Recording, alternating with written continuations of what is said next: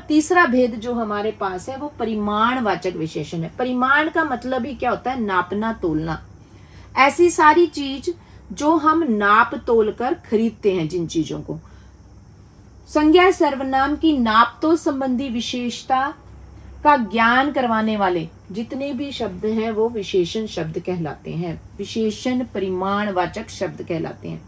ऐसे शब्द संज्ञा या सर्वनाम के साथ जो संज्ञा या सर्वनाम की नाप तोल, मतलब तोलने की, नापने की, उसके बारे में हमें शब्द जानकारी देते हैं, उन शब्दों को हम क्या कहते हैं?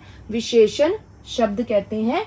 और कौन सा विशेषण होएगा? वो होगा परिमाणवाचक विशेषण शब्द। जैसे कुछ फल फीके हैं, यहाँ पर क्या है? फल, और यहाँ पर क्या है? विशेषण क्या है? कुछ। विशेषण क्या है? कुछ। अब कुछ फलों को हम हमेशा क्या करते हैं? नाप तोल कर लेते हैं, नाप कर ही खरीदते हैं हम फल के, या तोल कर खरीदते हैं हम फलों को। तो वहां पर क्या है? हम यहाँ भी वही देखेंगे कि हम विशेष्य के आधार पर निश्चित करते हैं कि ये परिमाणवाचक है या संज्ञावाचक है। ये दोनों में विशेषण के आधार पर निश्चित होता है। फल को हम गिन के लेते हैं, तोल कर लेते हैं, तो ये क्या होगा? तोल कर खरीदे जाते हैं फल, तो ये क्या होगा? परिमाणवाचक। ऊपर दूसरा उदाहरण है, उसने अपने जन्मदिन पर 10 किलो मिठाई बांटी। मिठाई को भी हम क्या करते हैं? तोल कर खरीदते हैं, तोल कर ही लेते हैं मिठाई को। तो मिठाई क्या है? विशेष्य, और 10 किलो क्या है? विशेषता है मिठाई की, कि हमने उतनी खरीदी, तो नाप तोल कर खरीदी जाती है, तो ये परिमाणवाचक विशेषण होगा। इसके भी दो भेद है, निश्चित और अनिश्चित परिमाणवाचक। निश्चित क्या होता है? जहां जो विशेषण संज्ञा या सर्वनाम की मात्रा या परिमाण का एक निश्चित बोध कराता है, हमें एक पता लगता है कि निश्चित गिनती दी हो, नापने तोलने की निश्चित गिनती दी गई हो, वो क्या होगा? निश्चित परिमाणवाचक। जैसे मैंने 3 मीटर कपड़ा खरीदा। अब कपड़ा हमने खरीदा कितना खरीदा? 3 मीटर। कपड़ा क्या हो गया? विशेष्य। और कितना खरीदा था? 3 मीटर। एक पक्की उसमें एक हमें पूरी तरह से एक गिनती दी गई है कि इतना मीटर ही हमने कपड़ा खरीदा। लेकिन हमने देखना क्या है कि कपड़े को हमें कैसे करते हैं? हम नाप कर खरीदते हैं। तो ये क्या होगा? निश्चित परिमाणवाचक विशेषण होगा। अनिश्चित परिमाणवाचक विशेषण क्या होता है? अनिश्चित परिमाणवाचक विशेषण जो विशेषण संज्ञा या सर्वनाम की निश्चित मात्रा का हमें बोध नहीं कराता, निश्चित तरह से हमें पता नहीं होता कि ये कौन सी इसकी गिनती सामने दी नहीं गई हो। जैसे कप में थोड़ी सी चाय है। अब चाय क्या है?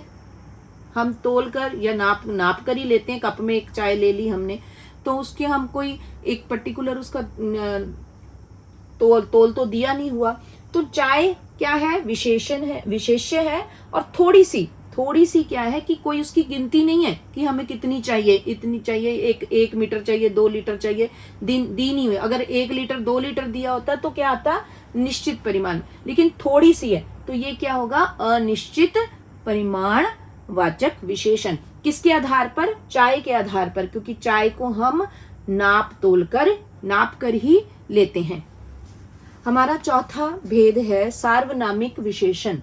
जैसे कि इसके नाम से ही पता है कि सर्वनाम से बना है सार्वनामिक। तो जो सर्वनाम संज्ञा से शब्द से पहले जुड़कर उस संज्ञा शब्द की विशेषता बताते हैं। मतलब संज्ञा शब्द से पहले क्या होगा? सर्वनाम शब्द।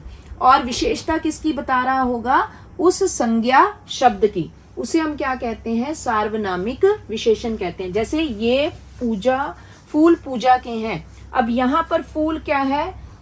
संज्ञा शब्द है, और ये क्या है? सर्वनाम शब्द है। और ये जो शब्द है सर्वनाम, वो किसकी विशेषता बताता है? इस फूल की विशेषता बता रहा है कि ये पूजा के फूल है, इसलिए ये क्या है? सार्वनामिक विशेषण है। सर्वनाम के बाद हमेशा संज्ञा शब्द जब आए और वो हमेशा उस संज्ञा शब्द की विशेषता बता रहा हो, तो वहां पर सार्वनामिक विशेषण होगा। जैसे वह दुकान बंद है। यहाँ दुकान क्या है? सर्वनाम विशेषण। फिर गड़बड़ होगी यहाँ पर, उठा लो यहाँ से। यहाँ दुकान क्या है? वह दुकान बंद है। दुकान क्या है? संज्ञा शब्द है, और वह क्या है? सर्वनाम। और वह शब्द दुकान शब्द की ओर हमें जोर दे रहा है, इस संज्ञा शब्द की ओर हमें इंडिकेट कर रहा है, हमें संकेत कर रहा है, इस पर जोर दे रहा है, इसकी विशेषता बता रहा है। इसलिए यहाँ क्या हुआ है, वह शब्द जो है यहाँ पर सार्वनामिक विशेषण होगा। आशा है कि आपको यह विषय समझ आ गया हो। धन्यवाद।